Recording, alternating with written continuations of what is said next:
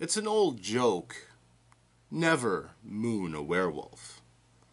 In truth, it's a good idea to do nothing with a werewolf. Unfortunately, there's one in front of you and it's pretty angry. And as it howls its bloodthirsty howl, you think this might be the end for you.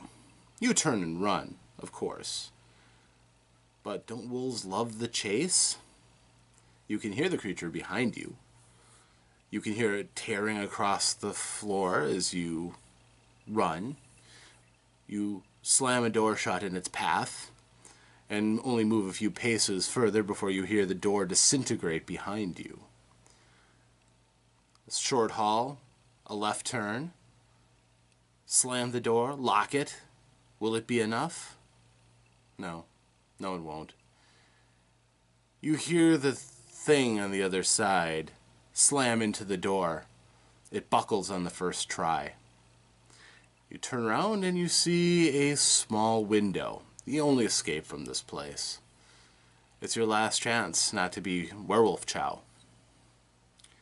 So, you go to the window, open it up, look down, and you jump. The ground is sheeted with mist below you, and you feel the air surge up into your face, pressing against your clothes, and as you fall into the mist to meet your demise below, which is infinitely better than being torn apart by a werewolf, you black out. But when you wake up, you are here again with me at the Lair of OmnusI.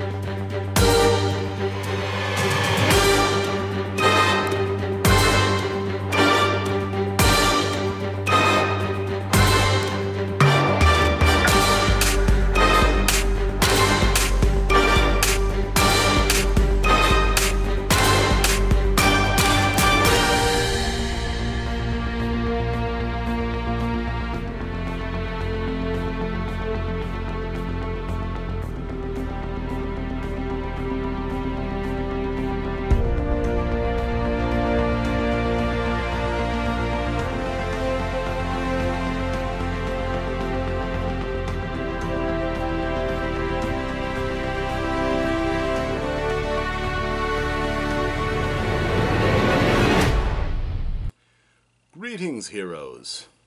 Welcome once again to the Lair of OmnusI. I am, of course, OmnusI, your host. Very happy to see you again. You're just in time, as level 4 has just opened up. My dungeon imps have finished mining out key areas, and I've already seeded it with the appropriate monsters and traps. So, if you're ready, I'm ready. Today's level will be addressing an interesting issue I have heard gamers say from time to time, is that they can't afford to play games and role-playing games in general. Being on a tight budget is a very real thing for many of us, myself included, and as a result, many of us have had to come away with different workarounds or different ideas in ways that we can make our gaming adventures come to life. And today, you could call me the Frugal GM, because I'm going to be telling you not only of the different things that you may need, I'll also be giving you some tips on perhaps how to get around the need for some of these items. And to do that, I'm peeling away a certain layer of the black curtain that hangs over the lair, showing you a little bit of my personal game space so that I can show you how I roll with my gaming hobby. So, with that being said, welcome to level 4.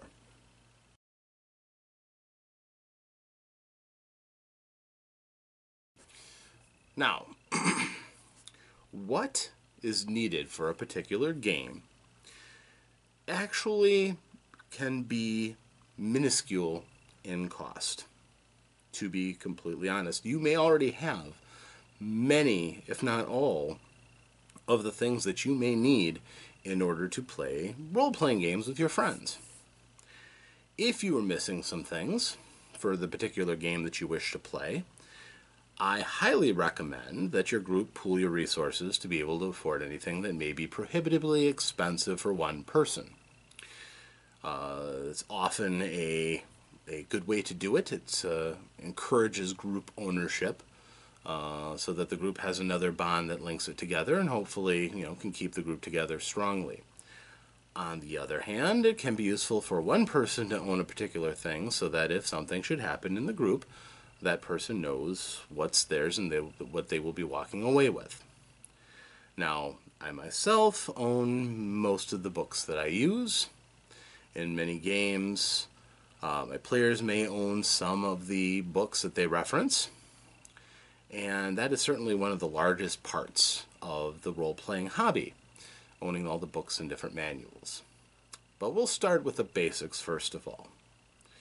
First of all, we'll go into what's needed to play the game, as there are more players than there are game masters. It's just numerical fact, really. So, the first thing that players will generally need are going to be some sort of writing implement. I prefer pencils myself, because erasers, and also because pencil graphite generally doesn't smudge if you accidentally spill soda on your character sheet like ink does. Ink runs like mad, and yeah. Also, because of the nature of role-playing games, a lot of times things in your character will change. How much damage you've taken, any advancements your character may have made. Marks made in pen don't come off as easily and are harder to change, oftentimes requiring a character sheet laid out in pen, or perhaps if updated by PDF and printed out, you may have to completely redo it every time some of your numbers change in putting it into the PDF and printing it out. Sometimes the old-fashioned pencil comes in handy. Now, I like to make sure that my group has enough pencils to hold them over, so I generally like to have a nice bucket of sharpened pencils handy so that every player can find something to use, and a number of pencil top erasers in case the pencil itself doesn't have one or it's hardened to the point where you can't use it anymore. With the pencil generally comes a requirement for some sort of paper. Now, I as a player, when I play, I like to have an entire notebook dedicated to my character. That way, if I write notes down, I can keep them all separate. Sometimes I'll transcribe my entire character into the notebook just so that I can reference points as I'm playing along. If you don't do that, then you will probably want some sort of a character sheet, like this one from the game It Came From the Late Late Late Show. It's a fun game. But your character sheet will generally be a simple piece of paper, pre-printed, that has all of the stats you're going to use, as well oftentimes as some like cheat tables and guides, so that you aren't constantly having to reference anything. Your character sheet ideally would be laid out to the point that you really need very little else to keep track of your character and things. Now, as you go along, you can get fancy and elaborate character sheets. And goodness knows there are some amazingly talented graphic designers and people who are just good at organizing and laying out great character sheets. In some cases, some of them are better than the stock ones that come with the games themselves. And of course, it doesn't hurt either if you know a good artist who can illustrate things for you. This was done by my nephew Dylan, who is very talented and ideally will take his talents, develop them, and become a great artist himself. He's quite good. So, those are just some of the more basic things that work for almost every single game. You'll need those things to play most role-playing games. Now, from then on, it changes up quite a bit. For instance, if we assume one of the oldest series of games, requirement to tell if you succeed or fail, or how much damage you may do if you succeed at striking in combat, are going to be dice of some sort. Now, different games use different dice. For instance, many popular dice these days use simple six-sided dice. I'll use the bigger die if that's easier for you to see. The six-sided, one of the most basic. Some of the most old dice have been six-sided. They're fairly easy to make. And you've probably got some in your house right now, even if you don't have role-playing games, Yahtzee, Monopoly. All these use your standard six-sided die. Now, after that, there are a wide variety, but the common gaming set of dice are going to include the four-sided die, the D4 as it's abbreviated frequently, which generates a number from 1 to 4. Most often read either by reading the number that's sticking up at the top, so you can see it outside the glare of my lights, or perhaps, as you may see on this die, printed on the bottom, so that the number on the bottom is the one that's facing you. And that will give you a number between 1 and 4. I will also warn you, if you collect D4s, if you don't know what a caltrip is, a caltrip is a nasty little device that when laid on the ground always has a pointy side facing up. It's often used to set a nasty little trap for anybody walking through. If it's made out of metal and they step on it, you can injure the foot, even sometimes through shoes and, armor back in the day. The D4 is the modern day caltrip. Every time it lands, it's going to land with its pokey side up, and if it falls on the floor and you walk on it with bare feet, it's going to hurt badly. The only thing that I can really compare stepping on a D4 to is stepping on a Lego. Both very painful. I highly recommend against it. But the D4 is commonly used in many fantasy and sci-fi role-playing games, so it's kind of here to stay. The next value is the D6, or six-sided die, as I've shown you. The next step is the eight-sided die, or D8. Again, looking like somebody stuck two four-sided dice together, and it's a nice diamond shape. Generates numbers from 1 to 8. The next is the D10, and the D10 is a fairly useful die. Number 1, it's often a fairly useful number spread going from 1 to 10. And in most D10s, they're printed 1, 2, 3, 4, 5, 6, 7, 8, 9, 0, not having enough room for the 1, 0. But in most times, you assume the 0 is a 10.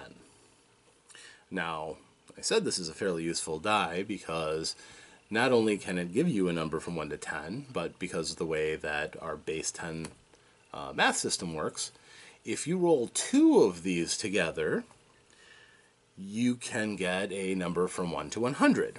One of the numbers being the tens place, one of them being the ones place in the number. And if you roll 2 zeros, that's 100. Because you can't roll 0, it's 100. You can extrapolate that out further, of course. You can get any number. Rolling 3 for 1,000, 4 for 10,000, 1 to 10,000. You can keep going up, using each one of these D10s to represent one numerical value place on your number. So that can be useful. I will also tell you that there's something that my group affectionately refers to as dummy dice. And what they are is a 10-sided die that tells you that it is the tens place. The numbers go 10, 20, 30, 40, 50, 60, 70, 80, 90, 00. So if you roll a 008, you rolled an 8. If you roll 000, you rolled 100. So those are certainly dice. There are some games that are completely based upon that principle. Games like the Warhammer series of role-playing games, or the Warhammer 40,000, use that system. And it's been a popular system for ages. Why? Well, the number 1 to 100 is a pretty common spread, and it is fairly easy to evaluate where 100 is the very top to 0 being the very low. Rolling a number against that to determine success or failure it's a very basic method of resolving conflict or an attempt to do something. And so many games have used that system or a variant on it. The next die that's commonly used is the D12. This is kind of the most unloved die. There are not many games that make use of this particular die. Dungeons and Dragons, being one of the prime ones that has used it, doesn't use it very often. There have been a few games that have tried to bring it more common use, but D12, you could almost get away with not having one. You could easily make a character that will never ever need to use one in some games. So, it's the humble D12. Now, certainly one of the bells of the ball is the 20-sided die, numbering 1 to 20. There's an entire game system named the D20 system, which is going to be your Dungeons and Dragons and similar games. Use a D20 core for many of their mechanics. By just knowing your numbers, you know that a D20 basically simulates a roll from 1 to 100 as well. Each of the faces has a 5% chance of popping up. So if you roll a 20, you're in the top 5 percentile. If you roll a 1, you're in the bottom 1 percentile. Those dice are certainly essential for many games. Or are they? Number one, if you have a smartphone, computer, tablet, what have you, there are so many number generator programs out there that you could use. It may sound like blasphemy coming from me because I don't use them at all. In fact, I love dice. I have quite a few. I don't say I have the biggest collection ever, but I have a sizable collection. I've created a role-playing game called Dice File that uses all these different dice. So I love dice, and anybody who wants to collect them, by George, do so. But if you can't afford a lot of money, dice can be something you can skimp on. In the old days, before they had easy access to dice from companies like ChessX, Kaplow, and certainly these days, there are so many Kickstarters for new, special, creative dice that finding them is very simple.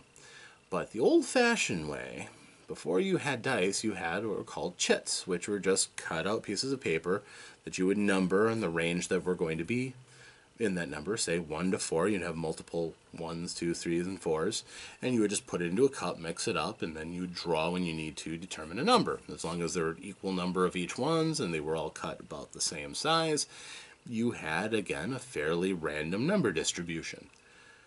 Rolling dice are easier and cleaner. If you ever spilled a chit cup over, it could be a mess, especially if you were rolling one that simulated a D20. But it's practically free. It's just paper, time, cutting it out, and drawing the numbers. So, dice should not keep you from playing games. But if you do decide you want to start collecting, you can get some amazing looking dice, and it can be a lot of fun to play with. You will also be surprised that some of your dice, if you've been collecting for a while, start to take on a character of their own. You may find one of them always seems to roll really well in that particular situation that you desperately need. And some of them can kind of become a little bit legendary. Now, if you have dice, you might want to find a place to put them. There are a variety of different ways. Certainly the Crown Royal Blue and Gold Classic is a common source for storing dice, especially with the old-timers. These days I found this cute little mimic. He's adorable. But he has a slot for the dice, which can be zipped up to hold it tight, and then you can button his lips together so that he holds tight. And he even has a little carabiner so I could hang him off my belt, which I think I'll probably do when I go to Gamehole Con later on next month. So, I personally, for my main stash, because, Mr. Bitey here doesn't hold much more than a single set and a couple extra 6-siders for fireball damage, I actually have an old wine gift bag. It's black and pink, so nobody's going to run off with it. But that's where I can usually keep most of my personal collection of dice. So, that's something that you may want to think about as something that you need. Now, of course, one of the biggest expenses of role-playing games is going to be the books, and it's important before you start playing a game, understanding what you're investing in for what you're planning on doing. It doesn't make a lot of sense, unless you have plenty of money to burn, to go out and spend $150 on rule books when you're really not that committed to running a game based on that system. Many games will have some sort of a trial where you can play the game, see if you like it, and I highly recommend doing that. It does save you in the long run, first of all, testing your group out and finding if they're going to like a particular game system, as well as, seeing if the theme is going to work, seeing if the mechanics make sense for you. A lot of times these trials can be lifesavers as far as, sampling different systems to find the one that fits you. But if you are going to get into a game and you're already pretty sure that you're going to do it, or you know you're going to do it, then again, knowing the expense. For example, if you want to play Dungeons & Dragons, 5th edition, the current edition, and you want to run the game, well, having the Dungeon Master's Guide could be awfully handy. If you're going to play the game, you will need a Dungeon Master's Guide for somebody running the game, and you will need a player's guide so that you know all the things the player can do. Very handy. But of course, if you're playing, you're probably going to want to have something to, strive against. It's called Dungeons & Dragons after all. Without the dragons, it just doesn't seem like it's the same game. So you'll probably want some form of monster manual. All of these are available right now. Each of those costs about $50. So, if you are footing the bill yourself, you are in for $150. If your group all wants to have players' handbooks so that everybody can look through the game for their own things, then everybody is committing to $50 if you're going to go that route and everybody having a physical copy. So being aware of that can be very important. Now, there are plenty of sites, for instance, if you don't feel that you need a physical copy in your hand, you can go out and buy a digital copy, say a PDF from a popular site. One I commonly use is drivethrurpg.com. They're a wonderful site with a huge range of both free sample games as well as out-of-print games that you can't really find without paying an arm and a leg for. So those kind of resources can be invaluable. And if you're going to do that, then it will pay in the long run to have some sort of a laptop or tablet. Having one of these at the game side can be both a blessing and a curse. The blessing is that you can be sitting there doing your thing as a game master or as a player, but unfortunately now you always have that little distraction going on. You could be tempted to bring up a game, or you could be tempted to surf the internet to look for something. Stuck up against a riddle, maybe that riddle is on the internet. That can be irritating. But if you're going to have digital media, you're going to need some way of looking at it. And a tablet is big enough that you can look at it without a lot of eye strain, although certainly there are cell phones that also can do the same in a pinch. So those can be really handy. And there's other reasons to have those around, which I'll get to in a second. Equally useful for DMs and for players is to have some other kind of note paper handy.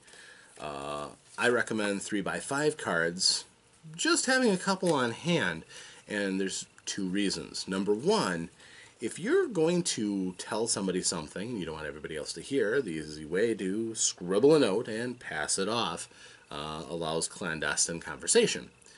But if you are, say, a game master, you can have all of your important NPCs, monsters, locations on 3x5 cards, get some organizers, and all of a sudden you can have all of your information at your fingertips that you're going to need.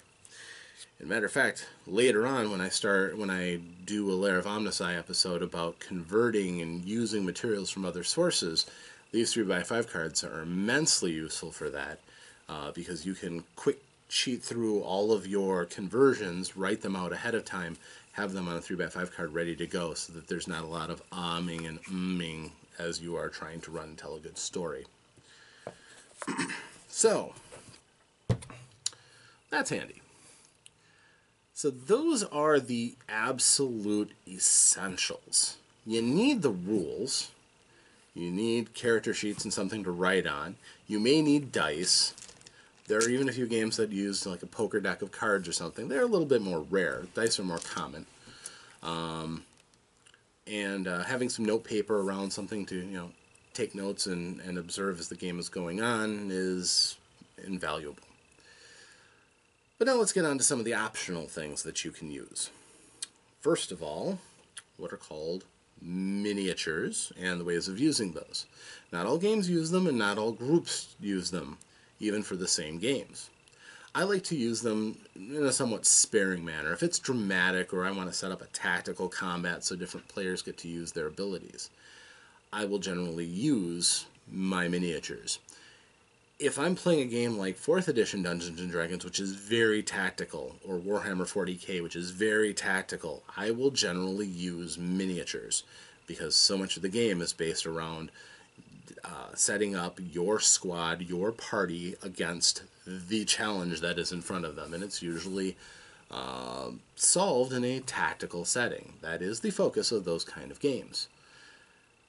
In a game like even basic Dungeons & Dragons, or 5th edition Dungeons & Dragons, I should say, you can make most encounters relatively free form, not requiring knowing exactly where your characters are, and I know some DMs who exclusively use that method of handling combats, where everything is, the characters imagine where everything is, and the DM fills in any details as it's required. So, first of all, the miniatures themselves. Yes, miniatures can be a very expensive hobby. The size, the rarity, all can make gathering them somewhat prohibitive. If you're just getting into the hobby, if you don't have a lot of money, don't worry about it. It's not that big of a deal. First of all, there's tons of things that you can use to represent characters and monsters.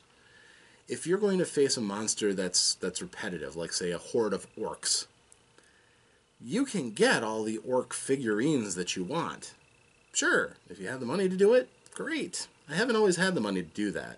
And even now, I would say I don't have a horde of orcs. I've got a decent number. In the past, my orcs have been pennies. Hey, you get 100 for $1.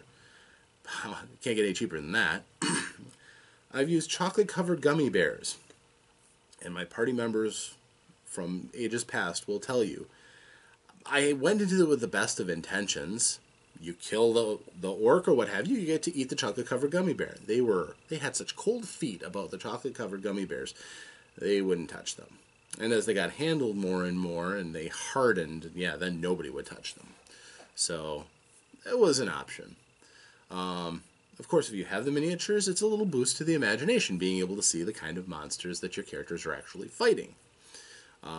So, they're nice. I would say if you're going to start collecting miniatures, though, I would concentrate first on the heroes.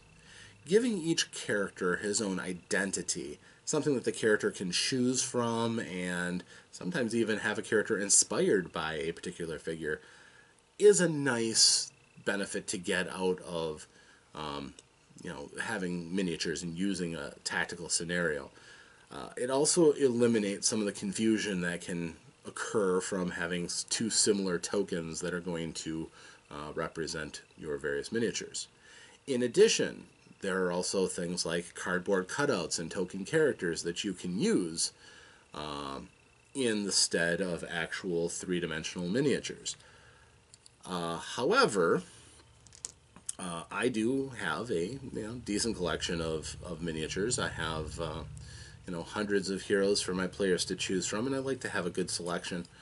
So that can be nice. Not required, but it's nice. And if you're going to have miniatures, then you probably will want some place to put them. Now, what has always served me well has been the good old-fashioned battle mat. These are created with stock. The grid is pre-printed, and it's got a material that you can just use a wet marker, scribble whatever you want, lay out your dungeon, and put the figures on it. They're fairly tough, so you can use them over and over again. You can use decent cleansers to scrub off your marks. You can even pre-print them out and then lay them out for the players and put your miniatures on it as you'd like to. You can kind of rub the material off, and rolling them up and laying them out isn't always as cool as it looks, especially if you rolled it up when the marker was still wet. I've done this. But in general, I enjoy using battle mats, and the nice thing is they give you a range of different styles. For example, I have one that has hexes on them rather than a square grid format. And if you don't want to use a reusable battle mat, there are companies like Gaming Paper that make sheets of paper that you can write on and then discard freely, or keep and reuse. But the fact that you can buy lengths in a roll can be awfully handy. Now, beyond that, there's also three-dimensional dungeons. Those are commonly made by using cast resin to form out of a mold. Multiple pieces. You can make them yourself. There are molds that are available that you can use different plasters to make figures.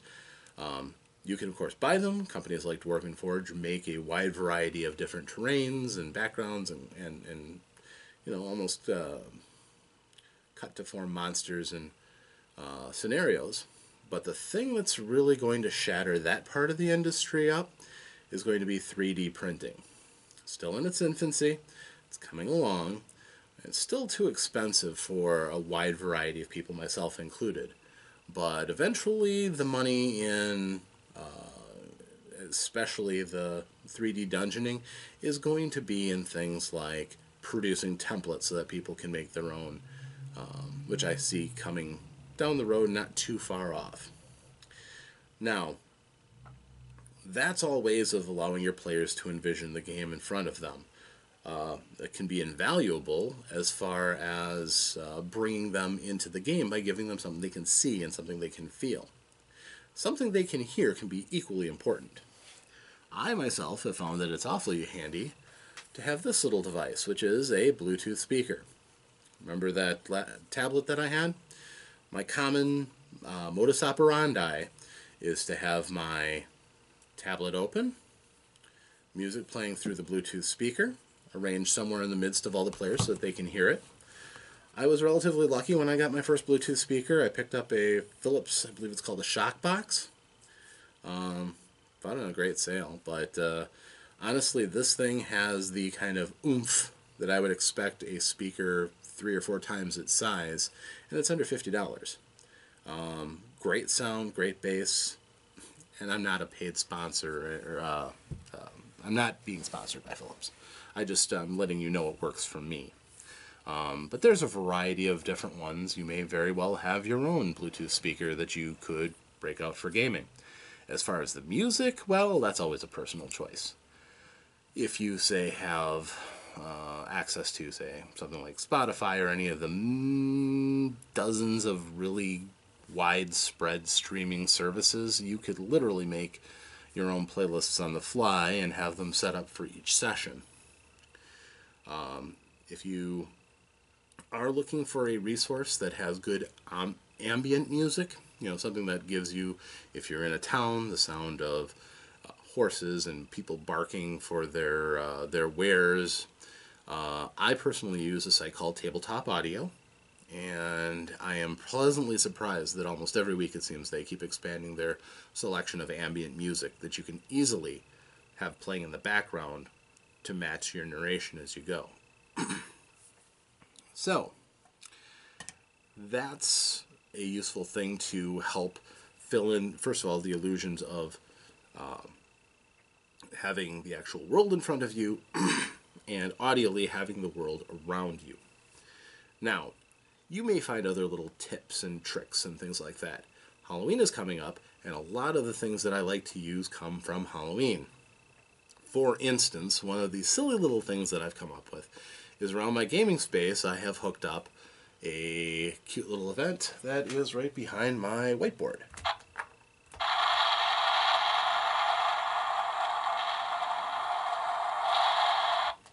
Don't know if you can hear it, but it has a nice lightning sound, and I've got lights strung up around that strobe purple light. It's nice, especially if, for example, I want to let everybody know a moment of divine inspiration has popped up, or sometimes it's just dramatically appropriate to be able to call down thunder when you want to. Just, hit your whiteboard and have it go. There are, of course, plenty of opportunities to use stagery in your game. For the Halloween episode, which I'm not running this time, I'm playing in, but I'm still helping with stagery of it, I have a fog machine. Used sparingly, it can help to enhance the aura and ambiance of your game. Taking the comfort of regular lighting out of the hands of your players can be a very effective tool for heightening their discomfort, their sense of expectation of something truly scary coming up. As far as other things that you can use, for example, I like to use candles, I like to use incense, and those are also different ways of affecting the senses that draw people's focus and allow them to be more susceptible in imagining your world and helping you to explore that world together. Now, with a lot of these things, there are alternatives that you may come up with that can be, ingenious and save you some money, or give you different outlets that you can play with. For instance, the miniatures that I showed you were all actual gaming miniatures. However, for undead creatures in my games, I have dipped into Halloween decorations. Most of my critters have actually been plastic critters that you would give to kids for toys. Not real little kids that would stick them in their mouths, but I'm certain that you've seen those kind of plastic figurines before. Not a lot of cow and bear and bull actual miniatures that you would, buy from the major chains, although if you look far enough you might be able to find them. But if you could just go to your common five and dime store and go through the toys and find something you can use for gaming, it can save you a fortune and make your game that much more real to your players. I would also probably say that one aspect that doesn't get used or recognized often enough through a lot of gamers, if you want to have a 3D setup and miniatures and you're just starting out, you may already have a house full of Legos. Now, Legos are almost perfect for the gaming scene. You can craft as far as your imagination will go. You have, in many cases, the minifigs are ideal for, villagers, characters, what have you. They even came out with a line called the Heroica series, which was a simplified role-playing game. I've collected several of them. I find them to be very good. It's simplistic. It's something that you would use the actual rules there primarily for introducing children to the idea of role-playing games and things like that, but they can be a lot of fun. I've certainly enjoyed them myself. So, these are the tools of the game. Of course, feel free to write in the comments what you yourself use for different tools. If you have anything to add on to what I've just shown you or explained away, please, by all means, start up the conversation. We all want to hear from you, and certainly you've got something to say, so let's out with it, shall we? Alright, so those were the tools that I had to show to you today. With this, you can make a heck of a role-playing game. And you can entertain a great number of players, or you can sit down and be a player yourself if you're lucky enough to have a game master to run the game for you. So, with that being said, shall we get on to the treasure? Today, for the treasure part of the dungeon, I thought I'd do two things. Again, more in line with showing you what I have done in what I have just got finished describing. A couple of inexpensive ways that you can kind of bump up your game a little bit. And, some of these may seem painfully obvious, or maybe you're using something like them. But for somebody coming into the game, having these things on hand can be really, really useful. The first one I'm going to reference is the whiteboard that I talked about earlier. Now, what makes that useful to me is it's right behind where I sit when I'm dungeon mastering, which means that while they're looking at me, my players are also keeping an eye on whatever I have here. So, for instance, when it's time for a combat, if I don't want my players' attention wandering around or wondering where everything is, I might put their initiative, writing down the names of the characters, the creatures that they're facing, and their initiative order so that they can quickly look and see when they're due to come up. They can also add on to the tension, seeing when a powerful monster comes up before a key member of the group. And it does help to draw focus and give information out that I can always readily have on hand. So, having something like that out where a game master can easily access it and use it to keep track of information can be invaluable. Now, if you're also running a third edition Dungeons & Dragons or Pathfinder game, there are a lot of different spells and effects that have different durations. It can be very useful to have an extra resource like the whiteboard here to be able to put those out and keep track of them as they go on. The whiteboard can be ideal for that kind of high contrast, easy to read, if your handwriting's any good, reminder for the players and also for the Dungeon Master or Game Master. Now, another thing that I could definitely say is that the world is your toy if you are a role-playing gamer enthusiast. Anything, just about, can be used in some way, shape, or form as a gamer item. For example, take Rat Thinny here. Little stuffed rat. Got a squeaker in it too. I bought him originally as a sidekick for a Halloween costume that I was running. And obviously I used him once, and I would normally just throw him in a box and forget about him, or occasionally find something to do. But then I had a wizard that I was playing who ended up with a rat familiar. And Rat Thinny was born. Named him, constantly referred to him when I was playing in character, and occasionally if I needed to get an assenting squeak out of him, I could do that, and Rat Thinny could actually participate a little bit in the game. So, as you can see, yes, it's just it's a toy. It's a prop from Halloween not so long ago. But at the same time, I can also use that as a relatively inexpensive or easily accessible tool to help my imagination settle in a role-playing game. So, and while Rat Thinny probably didn't gain any really huge fame, he was my constant companion while I was playing through that character. So, just a little example of how the everyday thing might become pretty useful if you can find a way to use it in a role-playing game. So, in addition, now that you are through with the treasure, you have completed level 4. Well done. Getting further and further along, growing like a weed, I see. Well, for that, you definitely have earned, we'll say 72 experience points. Well done. And in addition to that, you have now picked up the ability to see through your own hair. And if you don't think that's a useful talent, you should try watching more anime.